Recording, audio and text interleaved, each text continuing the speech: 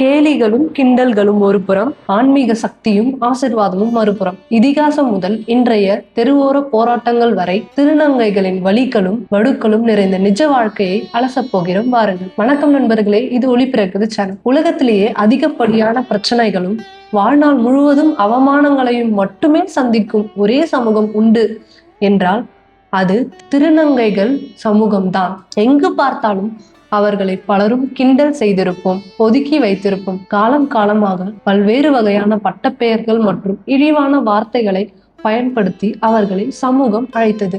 சமூகத்தின் விழிப்புணர்வு காரணமாக தற்போதுதான் சற்று மரியாதையுடன் திருநங்கை என்ற பெயரால் அவர்களை அழைக்க தொடங்கியுள்ளோம். எதற்காக அவர்கள் இப்படி மாறுகிறார்கள்? அவர்கள் பிறப்பிற்கு பின்னால் இருக்கும் அறிவியல் தான் என்ன? திருநங்கைகள் உருவாவதை ஏதோ ஒரு நோய் அல்லது சாபம் என்று சமூகம் தவறாக நினைக்கிறது. ஆனால் அது முற்றிலும் ஒரு இயற்கையான அறிவியல் நிகழ்வாகும். மனிதனாக பிறக்கும் ஆண் பெண் யாராக இருந்தாலும் அவர்களின் உடலில் 23 ஜோடி குரோமோசோம்கள் இருக்க வேண்டும். பொதுவாக அறிவியல் படி XX குரோமோசோம் இருந்தால் பெண்ணாகவும், XY குரோமோசோம் இருந்தால் ஆணாகவும் பிறக்கிறார்கள். ஆனால் ஆச்சரியப்படும் வகையில் இயற்கையிலேயே இந்த குரோமோசோம்களில் ஏற்படும் மாறுதல்களால், அதாவது XXY போன்ற குரோமோசோம் அமைப்புகள் உருவாகும் போது 3ஆம் பாலினத்தவர் உருவாகிறார்கள். இந்த 23 ஜோடி குரோமோசோம்களில் ஏற்படும் சிறு மாற்றங்களோ அல்லது குரோமோசோம்கள் அதிகமானாலோ குறைந்தாலோ அது அவர்களின் உடலிலும் உணர்விலும் பெரும் மாற்றுதல்களை ஏற்படுத்துகிறது. அந்த ஒரு குரோமோசோம் மாறுபாடுதான் அவர்களின் ஒட்டுமொத்த தலையெழுத்தையே மாற்றி அமைக்கிறது. ஆணாக பிறந்து பாலின உணர்வை அடையும் பருவ வயதை எட்டும் போது இந்த குரோமோசோம் மாற்றத்தால் அவர்கள் தங்களை முழுமையாக ஒரு பெண்ணாக உணர தொடங்குகிறார்கள்.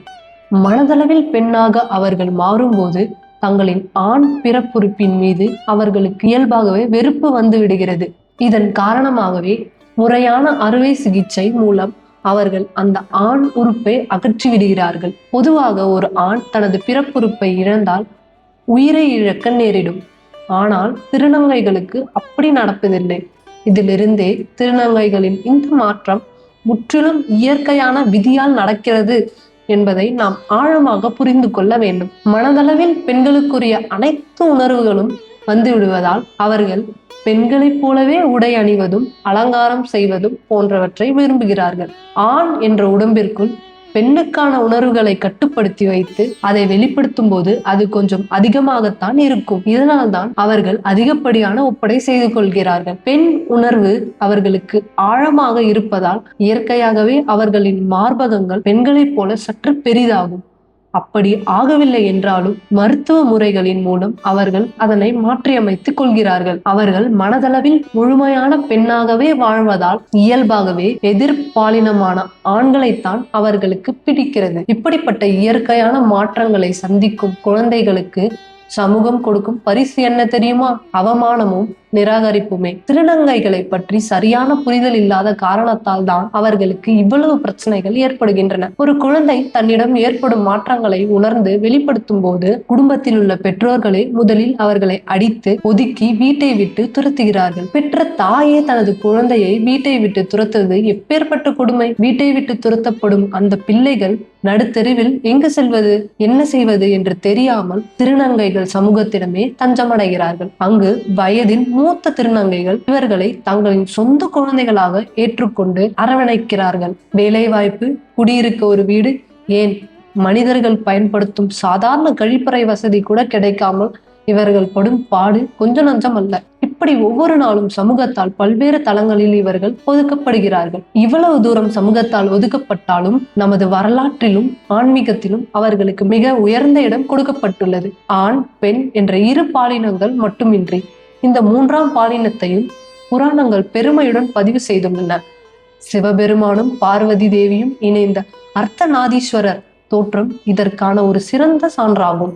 மகாபாரத போரில் திருநங்கைகளின் பங்கு அளப்பரியது.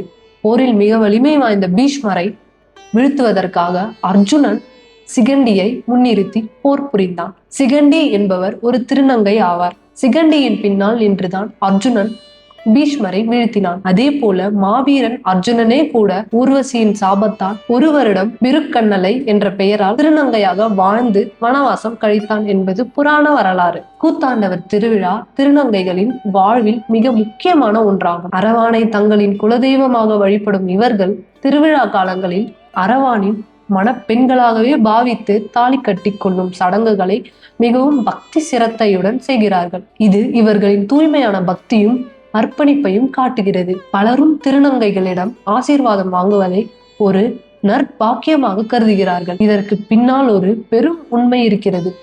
அவர்கள் இறைவனுக்கு மிகவும் நெருக்கமானவர்கள், இறைவனின் பிரதிநிதிகள் என்று நம்பப்படுகிறது. சாலையில் அல்லது கடைகளில் திருநங்கைகள் வரும்போது அவர்களுக்கு 10 ரூபாயோ அல்லது 50 ரூபாயோ மனம் வந்து கொடுத்து உதவி செய்து பாருங்கள். அவர்கள் கொடுக்கும் அந்த ஆசீர்வாதம் தெய்வமே நேரில் வந்து கொடுப்பதற்கு சமமானதாகும். ஏனென்றால் அவர்கள் வாழ்வில் எண்ணற்ற கஷ்டங்களை அனுபவித்தவர்கள். துன்பங்களை மட்டுமே சந்தித்து உள்ளம் உடைந்திருக்கும் அவர்களுக்கு நீங்கள் செய்யும் சிறிய உதவி கூட பெரிய மகிழ்ச்சியை கொடுக்கும். அந்த மகிழ்ச்சியில் அவர்கள் உங்கள் தலையில் கை வைத்து ஆசிர்வதிக்கும் போது உங்கள் குடும்பத்தில் உள்ள கஷ்டங்கள் தோஷங்கள் விலகி நன்மைகள் பெருகும். அவர்களிடம் உள்ள இயல்பான தாய்மை உணர்வு தங்களுக்கு உதவி செய்பவர்கள் நன்றாக இருக்க வேண்டும் என்று முழு மனதோடு வாழ்த்துவார்கள். அதே நேரத்தில் அவர்களை ஒருபோதும் கிண்டல் செய்தோ அவமானப்படுத்தியோ விடக்கூடாது. அவர்களிடம் ஆசீர்வாதத்திற்கு எவ்வளவு வலிமை இருக்கிறதோ அதே அளவிற்கு அவர்களின் சாபத்திற்கு அதிக வீரியம் உண்டு.